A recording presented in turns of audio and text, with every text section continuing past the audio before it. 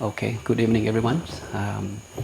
Tonight it's a perfect night to study sutra, and this is going to be the last sutra for the Monks Life Project, batch number 13. And it's just perfect. It's just perfect. This teaching never been incorporated in the curriculum. Somehow I feel like tonight I have to talk about this, so I can feel complete with you guys before you go home tomorrow. Please think of yourself still a monk. You don't disrobe yet. Monk is a monk. Hold on to this until you have to let go. Don't worry about tomorrow, the trip, the place you want to go, people you want to see, phone call you want to make. Put that thought on the side. Monk is a monk. Do your best. Our job is not finished yet. The goal have not been reached yet. As long as you're still a monk, you keep on working that goal, including tonight. You have an opportunity to complete your goal as a monk. There are 2 days in your life that you cannot do anything much. First is yesterday. Second is tomorrow. What is gone is gone. Yesterday is gone, and nothing much you can do about it. So you should let it be. Don't worry about it. Tomorrow, not only it has not arrived yet, but it also may never come. It may never come. So we are left with only today. This is the most important day. This is the most precious gift that we have if we still alive today. So we should reflect on this and spend our time wisely, meaningful and purposeful. Live now and it's forever. Again, this refers to here and now. If you are at the present moment, there's no past, there's no future. It will be with you forever. This moment. The next 5 minutes is not come yet, right? Life is now. So live life right now fully. Okay. So I find and I carefully select this sutra for you tonight. So please allow me to walk you through it. Allow me to reflect with you so you can benefit from this teaching of the Buddha. There are some sutra that Luang Pi have been collecting and observing and investigating. And I noticed that, wow, these are beautiful teaching of the Buddha. If the monk never read sutra, the monk never study any teaching, if you come across this kind of teaching, which is include one of this one that we are going to talk about, you are done. You don't need to read further than that. If you understand it, if you put it into practice, just rely on one teaching, then it's enough for the theoretical part. For you to practice and achieve liberation, it's enough. So this teaching is one of those kind of teaching. It's called the discourse on the one fine night, or the one auspicious night. The name of the sutra is Night-Bhaddekaratta Sutra in the Majjhima Nikaya, number 131. Night-Bhaddekaratta Sutra. Before we get to the meaning, this discourse is beautiful because it emphasizes the importance of being mindful at the present moment. And not only that, it encourages us to make an effort to do what? Not to be careless in life. And it encourages us to complete the job, focus on the path, and get to the destination, get to the point. Why a man become a monk? What's your ultimate goal? How far have you to go the moment that you ordain until today? You become a monk 30 days, you become a monk 10 years, you become a monk 20 years. If you reflect on yourself on this spiritual path, the day that you sign up for this ordination and become a monk, how far you have walked the path and how far you have to go. It helps us to come back to our intention of being a monk, of someone following the teaching of the Buddha. In order to truly achieve the result of the Dhamma practice, what is the result of us following the teaching of the Buddha? What is the end result? What is the ultimate goal of the holy life, whether lay people or monks? We learned that already, right? To make sure that we uprooted the defilement in our mind, greed, hatred, delusion. That's the ultimate goal, which can be done through not only study the theoretical part, the teaching of the Buddha, but put everything you learn wholeheartedly into practice, day in and day out. Precept, meditation, and wisdom. Purify your precept, purify your mind, and purify your panya or wisdom. And when this three job is done, then you achieve your ultimate goal. And that's a reminder. So if we have one night to live,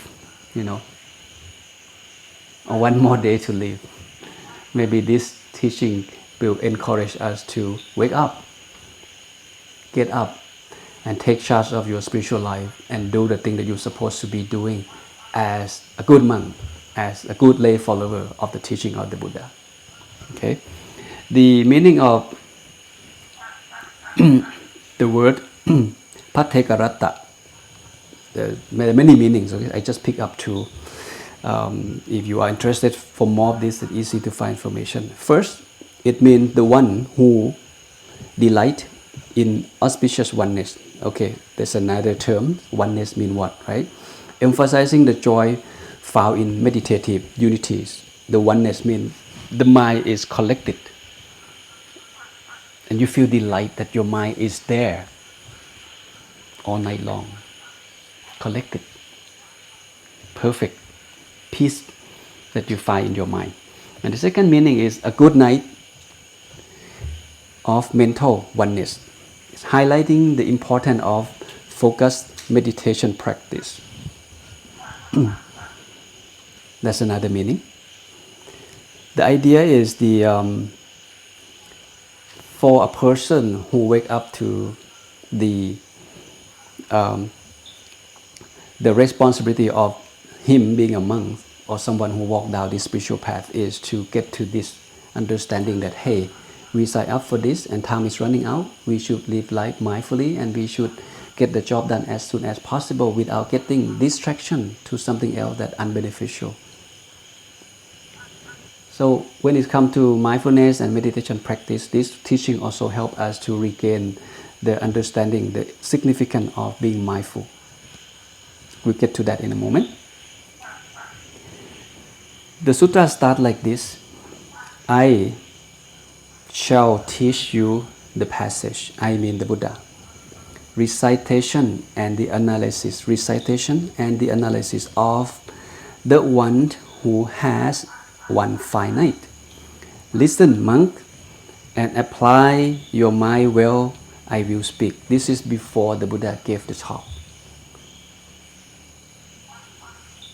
That means when the Buddha gives the talk, you should put your phone down, right?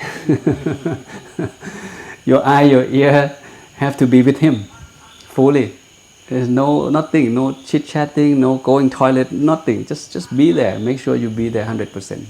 So the sutra starts beautifully, and this is in typical situation in each sutra.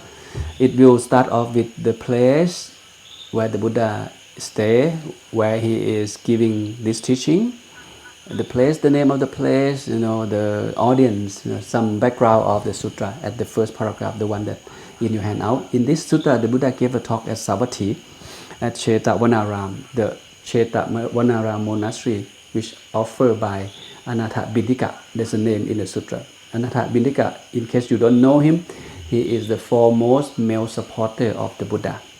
And the foremost female supporter is Visakha. Both of them happen to be in the same town, and they built their own temple offered to the Buddha. This is called Buparam, offered by Visakha. This is called Jetavanaram, offered by the millionaire Night-Bhaddekaratta.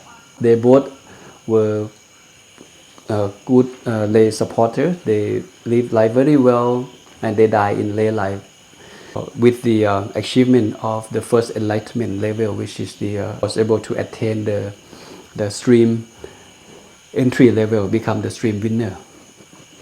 The Buddha was there. He would like to give the teaching, this particular teaching, to this particular group of monks on that night. And now the Buddha is ready to give the talk, and he starts with this passage. He said, don't run back. This is just like he get to the point. The sutra itself is not that long. Just get to the point. If you want to have good meditation, you do this, and then you will realize this. Make sure the mind don't run back to the past. And don't anticipate or entertain or hope for the future. What is past is left behind. The future has not arrived. And that's the first. What do we learn from here? Don't run back to the past. Don't anticipate the future. What past is left behind, future has not arrived. It sounds simple, right? See, whoever said this, he understands the nature of human mind. Human mind usually not like, it doesn't like to stay in the body. It like to travel. It like to wander. It wander a lot. It travel a lot. It travel very fast. It travel very far. That's the nature of human mind. And when a monk ordained want to achieve meditation, want to go deep in their meditation, they can't, because the mind never been trained that way. So the Buddha just wake them up. Guys, stop. Don't let the mind wander to the past. Don't let the mind hope for the future. What is gone is gone. Future has not arrived. Not only that, it may not come. So I will elaborate a little bit more in a moment.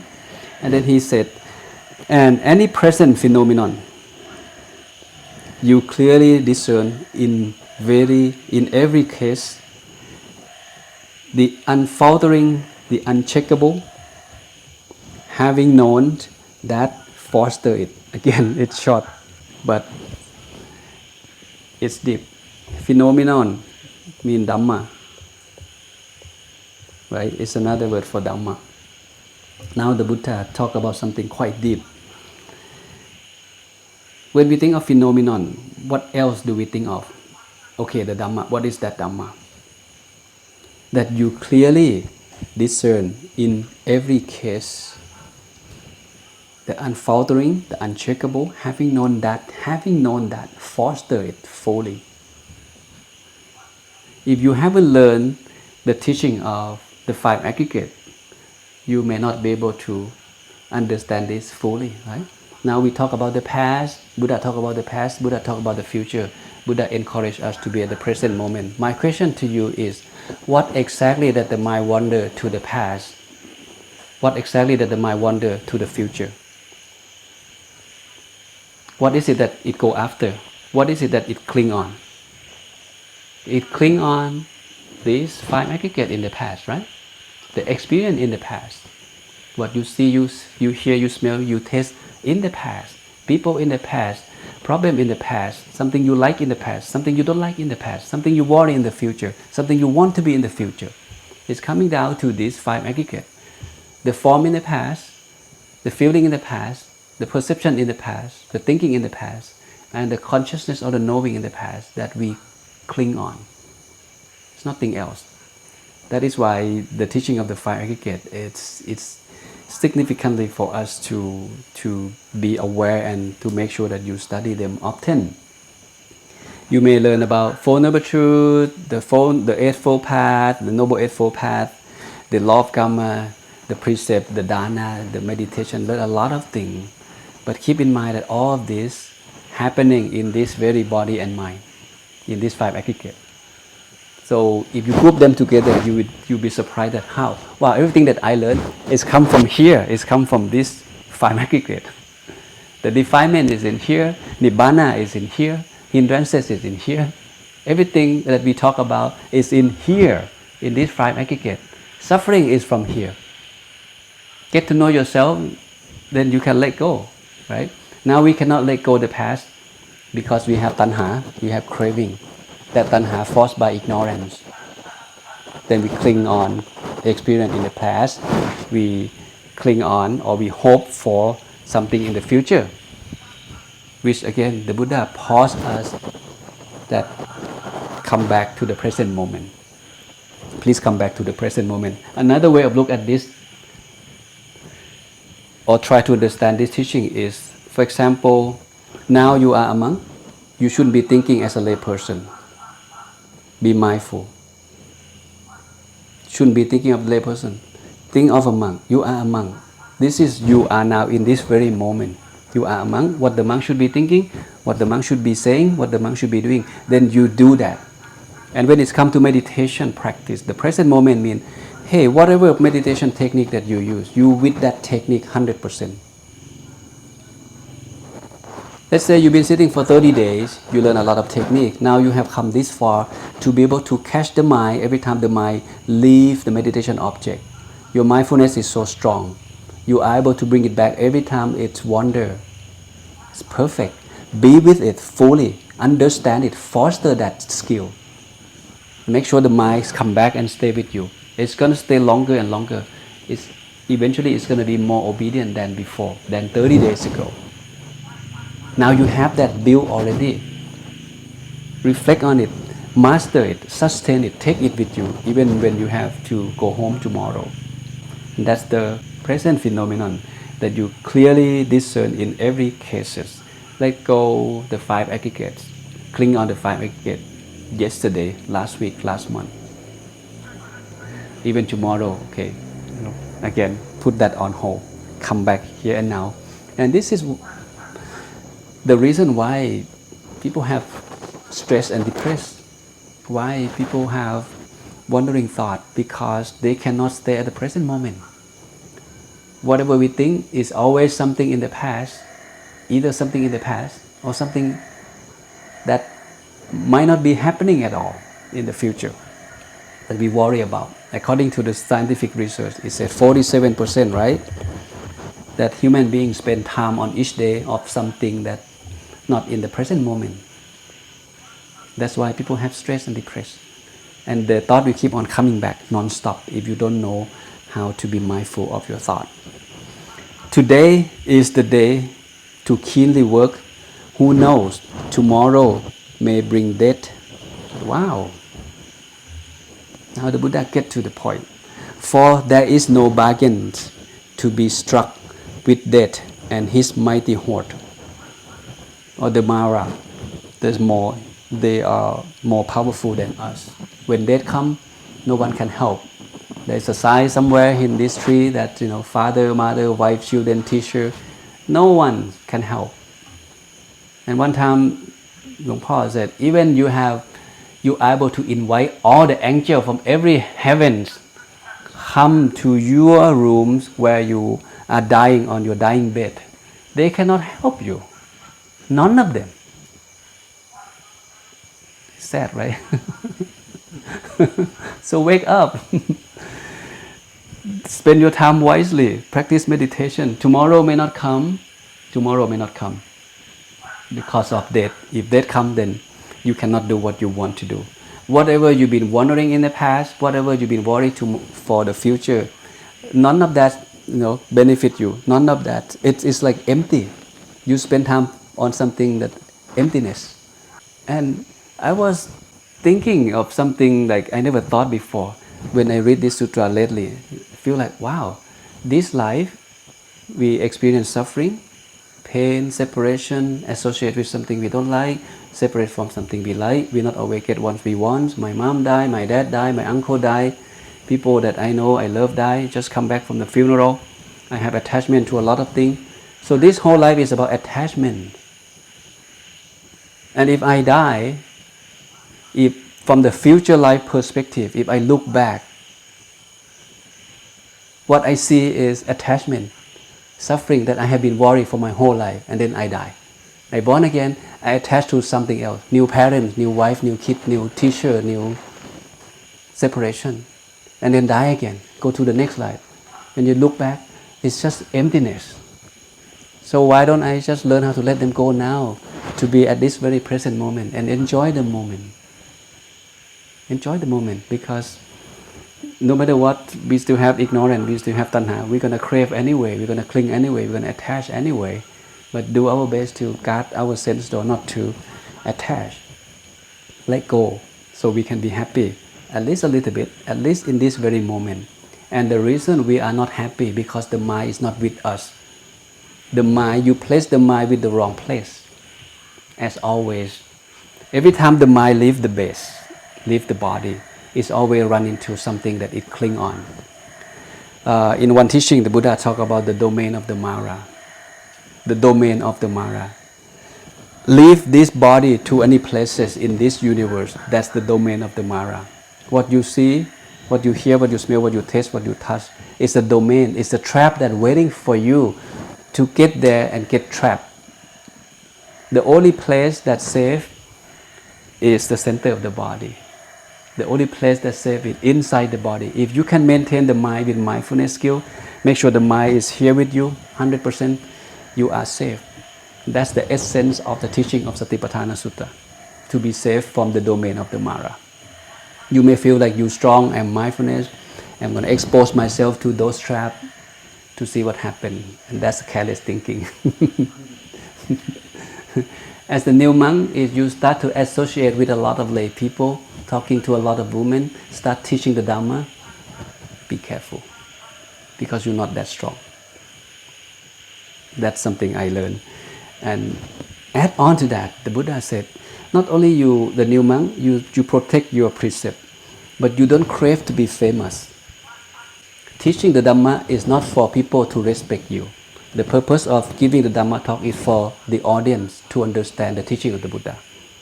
If you teach the kid, you use this language, this vocabulary.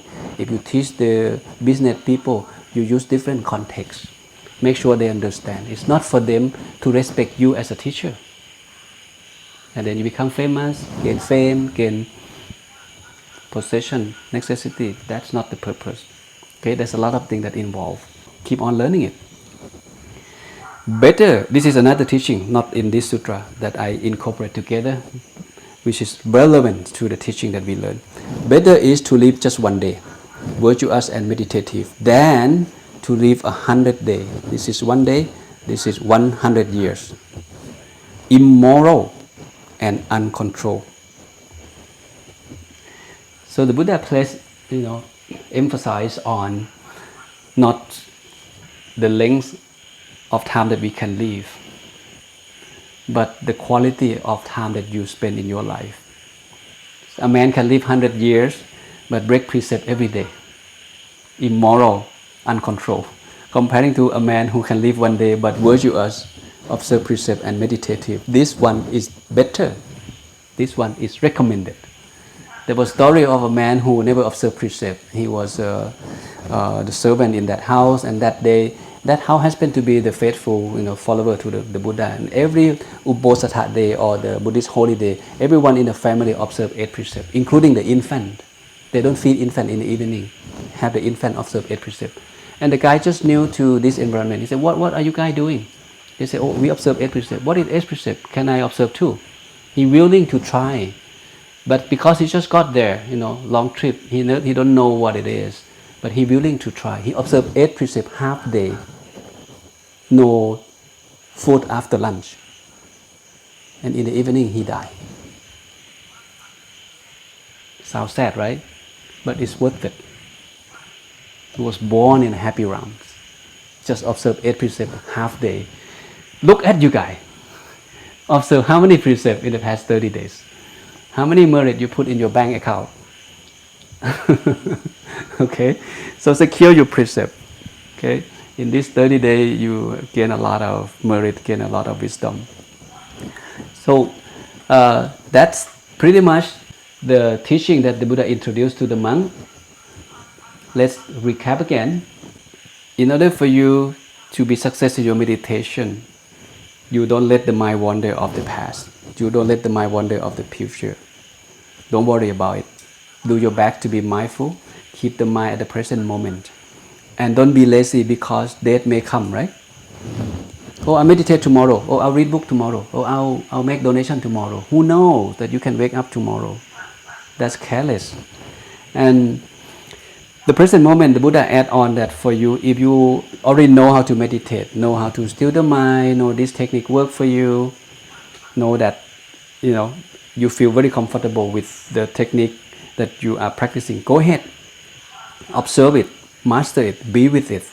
Let go the 5 aggregates, the experience of the 5 aggregates in the past. and something that you want is to be in the future. In this teaching, the Buddha add on the he give us a hint, helping us to understand what it means by clinging on the past and clinging on the future. Because, like I said, it's coming down to these 5 aggregates. So the Buddha elaborate what it means by that. And there are 4 views. There are many views. Sometimes Buddha talk about 15 views when it comes to self. This is considered a wrong view. First, the aggregate as self. Second, the self as possessing an aggregate. There's the word self here. And an aggregate as in the self. And the self as in the aggregate. It's about self and it's about aggregate. There's no self, right? We learn that according to the 5 aggregates, there is no permanent self in these 5 aggregates. It's just conditioned phenomena. Its body is conditioned by the 4 great elements: earth, water, wind, and fire. The mind also conditioned by what? We learn the feeling, perception, cognition, and the consciousness. Thought and consciousness. Those are the 5 aggregates, and they are conditioned. They condition. When we see things, we feel something, and then we cling on that thing. If you track it back, you notice that seeing also conditioned because of contact. If the eye don't see, eye consciousness is not there, then there is no way you can cling.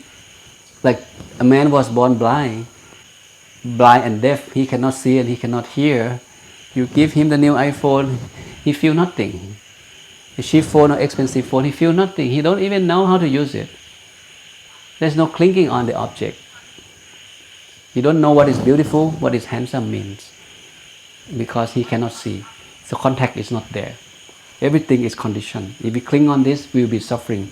Because the first teaching in the 4 Noble Truths that we learn, at the last one, the Buddha summarized that clinging on the 5 aggregate with ignorance will cause us suffering. Whether the aggregate in the past, aggregate now, and aggregate in the future that you clinging on, you will be end up suffering. And this reminds me of another beautiful teaching, which is again is in line with this particular teaching. If you come across this teaching, maybe just one teaching in your life, if you understand it, you may be liberated. Because most of the people who met the Buddha and achieved enlightenment, they never heard the previous teaching. They met the Buddha first time, listened to this teaching and achieved liberation. Lupi Chantai listened to this, he achieved. Haiko listened to this, he achieved. The Buddha gives different teaching to different students, different audience, because he knows the audience. There was a guy named Pahiya, not Pakula. The Pahiya happened to be born in the Brahmanism. He practiced his own thing, and his friend noticed that your practice cannot take you anywhere. So he introduced him to the teaching of the Buddha. Once he realized that, his mind is open, he rushed himself to fight the Buddha. The Buddha was about to go arms round in the morning, and he cannot wait. He has to see the Buddha now, and he insists, to go past the Buddha disciple to go see the Buddha. And once he gets to the Buddha, Buddha knew he is coming. He said, Buddha, I am old now. I have been studying Dhamma, practicing a lot of things, but I want to hear from you. Just give me one sentence, give me one teaching. Because I am old, I don't know whether I can live up to tomorrow or not. The Buddha said nothing. He keeps silent. Paya insists, he requests second time. The Buddha remains silent for the second time. And now he insists for the 3rd time. When someone approached the Buddha for the 3rd time, now he start talking. Whether positive or negative, you have to accept your request. You have to accept your request. You have to be ready for that. The Buddha said, okay, I'm going to give you one short teaching. He said, listen carefully, Pahiya. In the seeing, only the seeing. In the hearing, only the heard. In the sensings, only the sense. In the cognizings, only the cognize. If you see that there is no you in that, no you by that, therefore there is no you after that, then you will be liberated. For Pahiya, this is exactly what he needs. He achieved liberation, attained arahantship right then, in front of the Buddha. Then the Buddha go arms round. This is exactly about the five aggregates. About this, there's no you in that, no you by that, and therefore no you after that. He understood. It's get to the point. The first noble truth fully understood that clinging on the five aggregates wrongly cause suffering and cause you trapped in the realm of existence. So he achieved arahantship and he wants to become a monk. Buddha said, you have to have the ropes. Go find the rope. He rushed out and looked for the rope. Unfortunately, he was killed by the buffalo. Arahant can be killed by a buffalo. It's still okay, right? This is nothing. You die anyway, but you die as an Arahant. There's no more rebirth, no more future rebirth. But we don't have to die like that. Okay? You don't have to. So if you never offer rope, it suggests that you offer rope. When the time that you need it, rope will come easily. In your life, at least offer some rope. Keep that merit in stock. You may need it in the future. In the cycle of existence, nothing gets lost, right? That is the result of giving. We learned the right view the other day ago. There is a result of offering. There is a result of sacrification. Nothing gets lost. So he did not offer rope before. So now he had to go find rope and then got killed by the cow or the buffalo, which happened to be his, enemy in the past. Anyway, there's no you in that. There's no you by that and no you after that. If someone asks the Buddha, who was I in the past life? The Buddha would say, you asked the wrong question. Who would I be in the future? Again, you asked the wrong question. Go back and check with Sariputta. Okay? So there is a trained mind and the untrained mind. The mind needs to be trained, and the good news is the mind can be trained even though it's wandering a lot, and the trained mind brings happiness as always. If the only subject, only thing that needs to be trained that will bring success and happiness in life, the Buddha point to that thing called the human mind. An untrained mind will regard the five aggregates as self, and that leads to suffering and attachment. Oppositely, the trained mind does not regard the five aggregates as self. This will lead to liberation and peace. Simple is that, but it's not easy to practice. You think of when Visakha, the foremost female disciple of the Buddha, even though she achieved Sodapatthana, become the stream winner, when her niece died, she cried badly. She still have ignorance, right? She still cling on something she loved. So she seek advice from the Buddha. The Buddha said, if you love one thing, you're suffering one thing. If you love 10 things, you'll be prepared for suffering 10 things.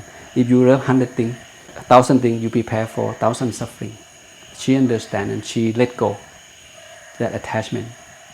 Suffering, if you track them down, whatever suffering or problem that you are having, you track them down, is coming down to the word self. The wrong view that cling on the sense of self, the attachment to the sense of self, will cause us suffering. So the core of this teaching, number one, is the past. The past is gone. It's not worth it to think about it. They are gone and they cannot be changed. Nothing you can do about it, good and bad. Second, the future. Don't hold on, don't hope for the future. It's uncertain and it hasn't arrived yet. And it also may not come. May not come.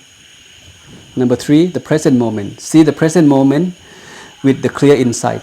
This is where the true wisdom arrives. This is where the true wisdom arrives. When you meditate, you notice that hindrances come, sense pleasure come, ill will come, sleepiness come, restlessness come, doubt come. They are impermanent. They come and go. They come and go. They come and go. Whatever you accumulate, money, fame, education, success, relationship, you know that they are impermanent. They're subject to change. The moment that you own it, that's the same moment that you start counting down to be separated from it. New car, how long can you enjoy driving the new Mercedes-Benz or Lamborghini or BMW? 3 months maybe? And then that craving, that happiness fade away. No more excitement. Get bored, want to buy a different car. This is human life, human nature. Okay, so reflect on with the clear insight. Clear insight means I know all of this subject to the law of nature. Is anicca, is impermanent, keep on changing. It's going to be broken. It's dukkha, it's unsustainable. I cannot have it stay like this forever.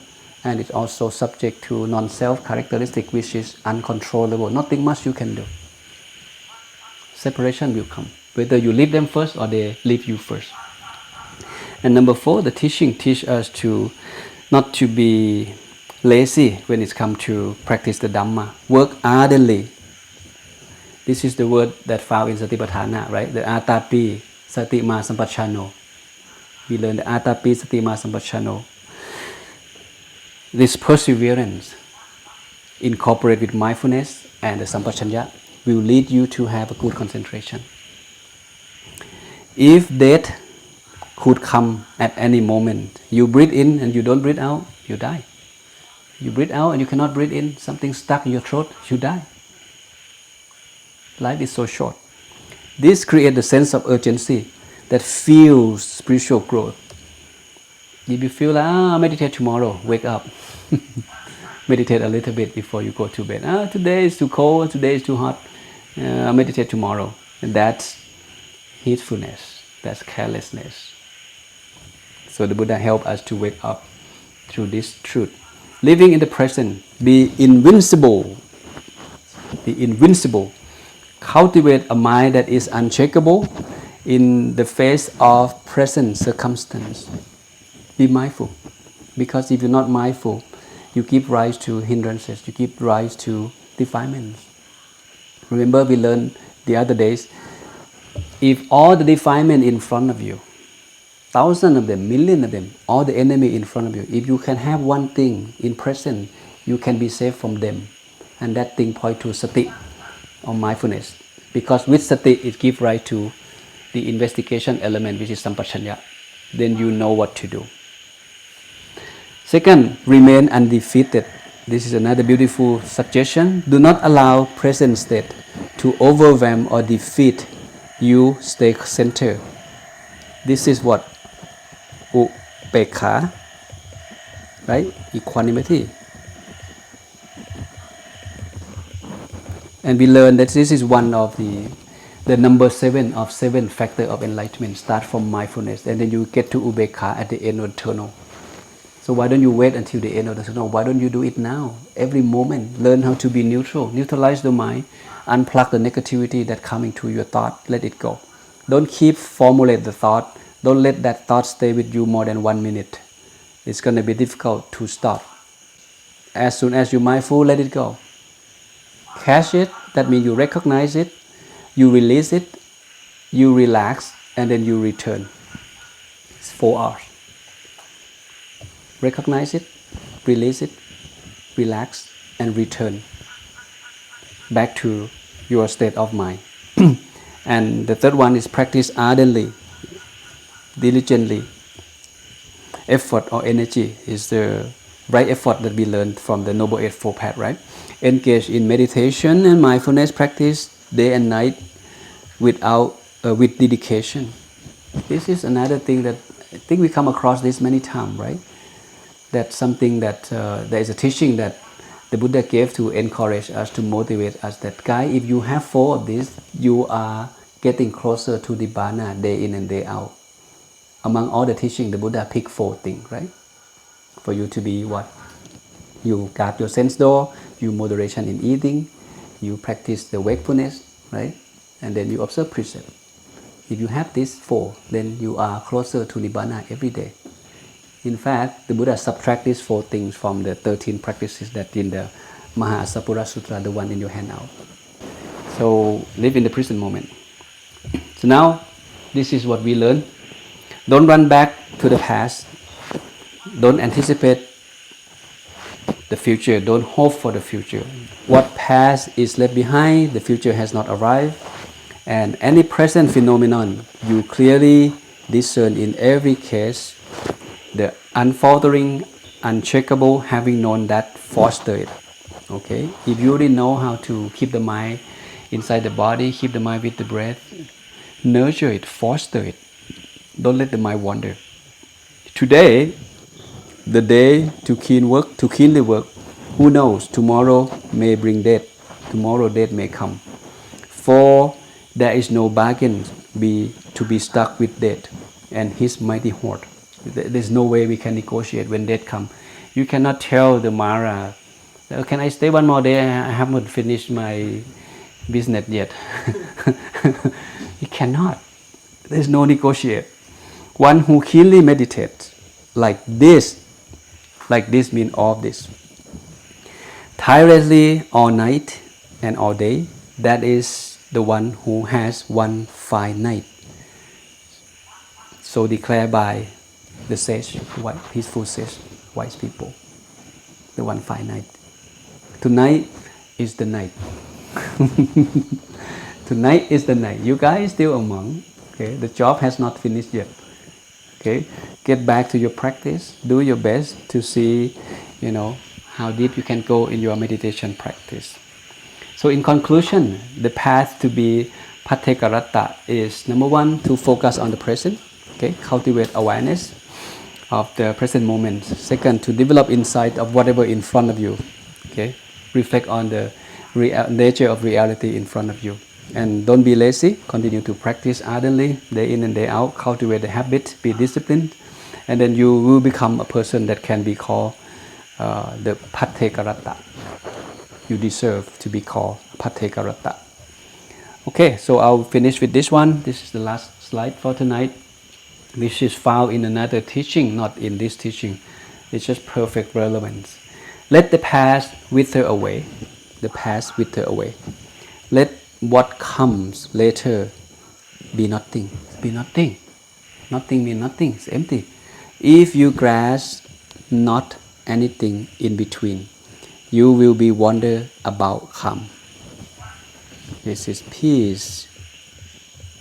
Peace of mind comes from the mind being at the present moment. The mind stay in the safe domain inside yourself, not the domain of the Mara outside yourself. There's no any place that's safe outside, the center of the body, outside the domain inside yourself. Other than that is the domain of the Mara. Be careful. All right, so we have come to the last slide, and this is what the teaching is all about. It teaches us how to be mindful and appreciate the present moment. Okay? Don't let the mind wander the past. Don't let the mind worry too much about the future, and stay ardent. Don't be lazy when it's come to practice the Dhamma. And before long, you will achieve, the advanced meditation level as you wish, because you continue to practice ardently, diligently. Keep on coming back to this. Be mindful, sit, guard the sense door, eat in moderation, observing precept, and put everything you learn here into practice by come and sit. Okay? Make it a routine, make it a habit. Then you definitely will become successful. Okay? So with that, let's take a break.